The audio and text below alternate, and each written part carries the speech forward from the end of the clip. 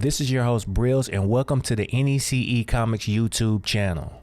Today's video is going to be another video in the Intruder Black comic book series. We're going to discuss the mega church complex environment setting. What we're going to do is we're going to give a profile, a background, and also a historical facts about the mega church complex and how it fits currently within the storyline so far. So without further ado, let's get into it.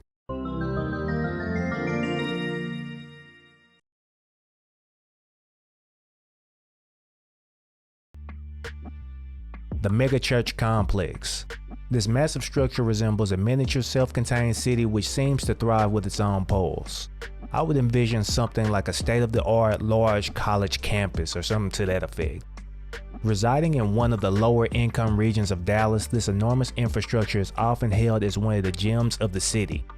In fact, among a substantial portion of the populace, this site is regarded as not only a sacred place of worship, but also an integral part of the neighborhood where family and friends gather to host local food drives for the homeless and discuss matters of local importance.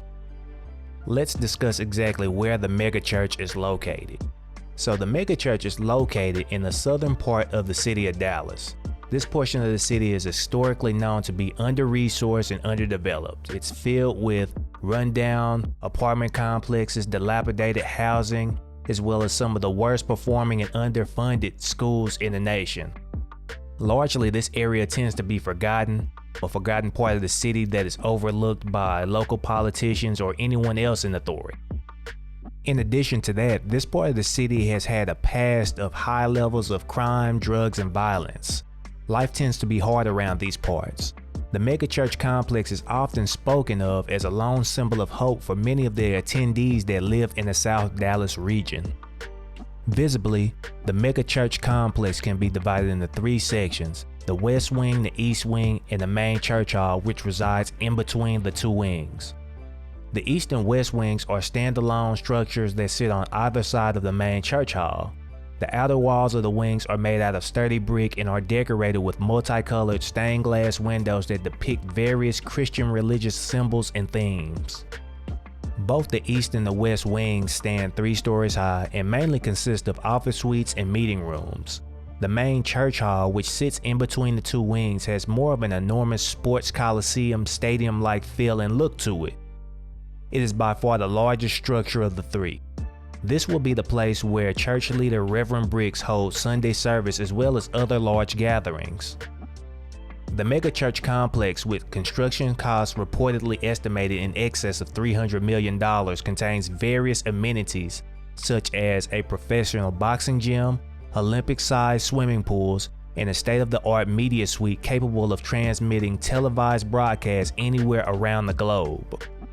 On a side note, there are occasional questions that arise about how Reverend Briggs was able to secure financing for such a massive structure.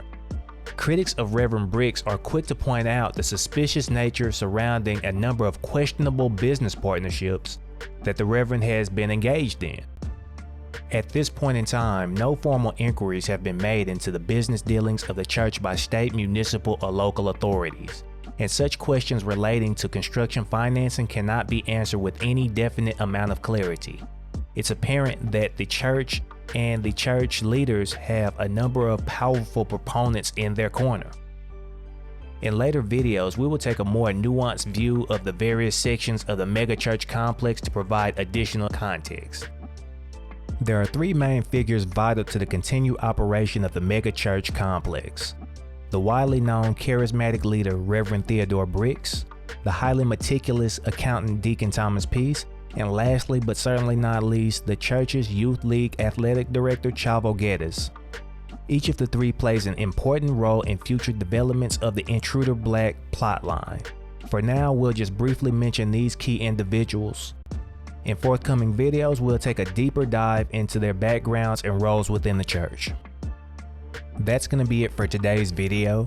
Thanks for taking the time to watch, and hopefully you enjoyed the content.